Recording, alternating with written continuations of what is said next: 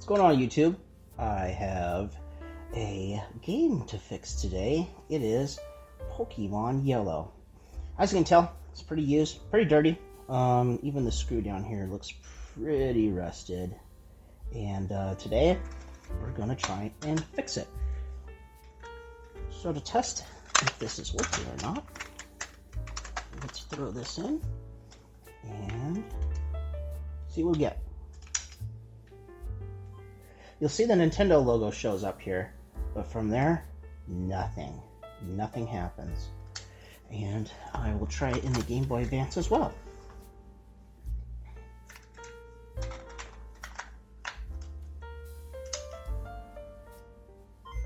And I get a different error saying that it can't read the Nintendo logo. That's the authentication, by the way. That's how it knows it's a real game. It compares the pixels. Now it kind of reads it. Okay, so we got ourselves some work to do. Okay, so as you can see right here, just on, you might not be able to see it on camera here, but that screw is not, I wouldn't say rusted, but it's definitely not shiny.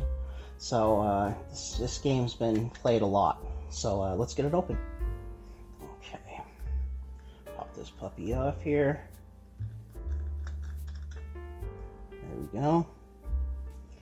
And I'll stick that into some vinegar in case there is some rust, but let's take a look at this.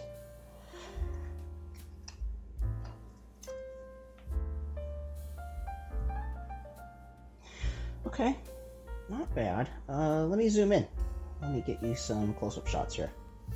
Okay, so as you can probably see here, I can already look, and judging by just the traces here, looks like we likely have a trace gone here, trace gone here, and looking at the rest of these, maybe one gone here as well.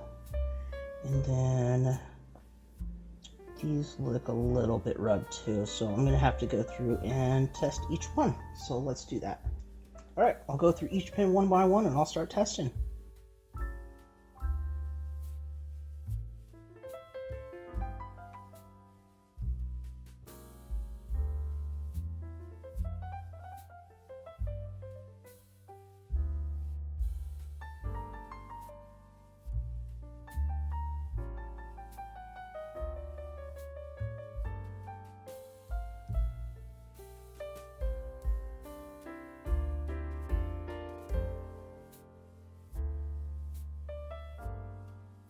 Okay, so all the traces seem to at least complete past this point. What I'm going to start by doing is giving it a nice scrub with isopropyl alcohol. See if there might clear anything up. So let's do that.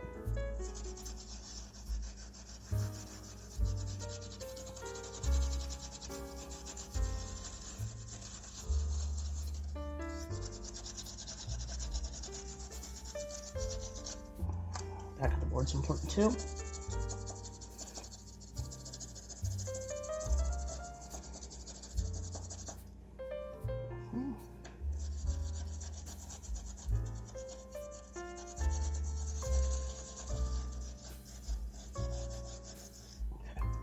I'll let that dry and let's see if that does anything.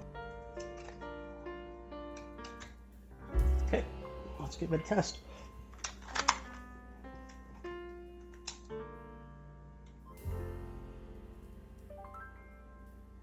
No way. That was it?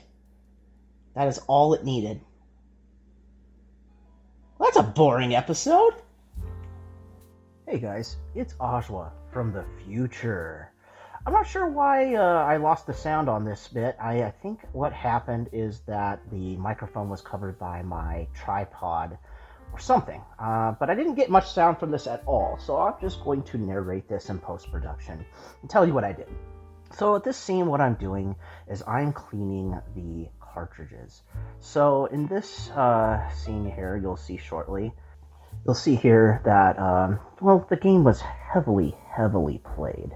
And what I'm doing here is I'm taking some isopropyl alcohol and I'm cleaning all the dirt and grime. You can see on that the towel here that it is definitely coming off. and most of that X you'll see in the pin is gone. So that actually came out nicely. I think I go on to babble about something about the label and how you need to be careful because it's peeling off, and I go over it again, clean it up, and then I move on to the next piece. And here I am cleaning the front. I'm kind of sure I babbled on in this video. Of course, when the label's peeling off, you kind of want to be careful, but a light cleaning is okay, it's in order, but easily when these labels get very old, you do want to avoid scrubbing them or otherwise making it worse by pulling off any of the ink from the label. And there I am. Again. You also see here that I am taking the cartridge and I am putting it back together temporarily to give it one final test. And of course, as you see, I'll turn it on and the Nintendo logo does appear, but it goes right back to the state it was. It obviously makes sense because the isopropyl alcohol is completing the connection between a pin and a chip. So that right there told me, oh, well, the game's not fixed because of a cleaning, it needs to be fixed because of a connection. Now what you'll see me doing is, I call it narrowing down. I'm going to clean part of the board with isopropyl alcohol to see which chip it is that's being affected. And I will put it back together. If it works, then I'll know it's either the RAM or one of the other chips up on the board. And then if it doesn't work, then I know it is the ROM. So there I go, cleaning the smaller chips on the board. Not sure what they do, but I could easily look that up. But the bottom one there is the RAM. That is what holds temporary memory, like character movement and what's going on in battle, health, things like that. And again, we put it in the Game Boy, and you find, well, that wasn't the problem because it is going to do the same exact thing. It is going to sit there and not boot. So those chips are not the issue.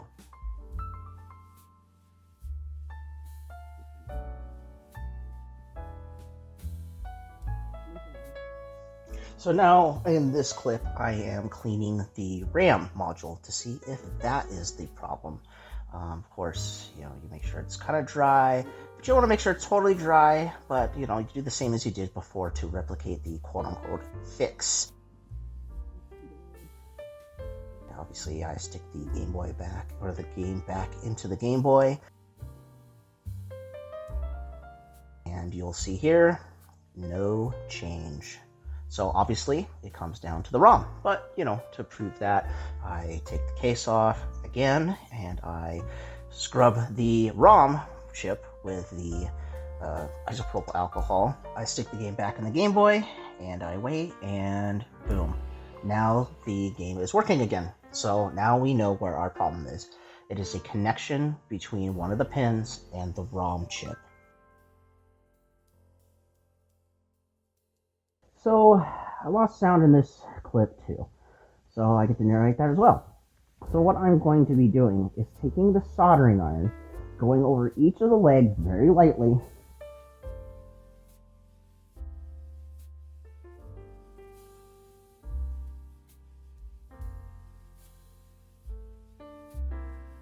and now the other side.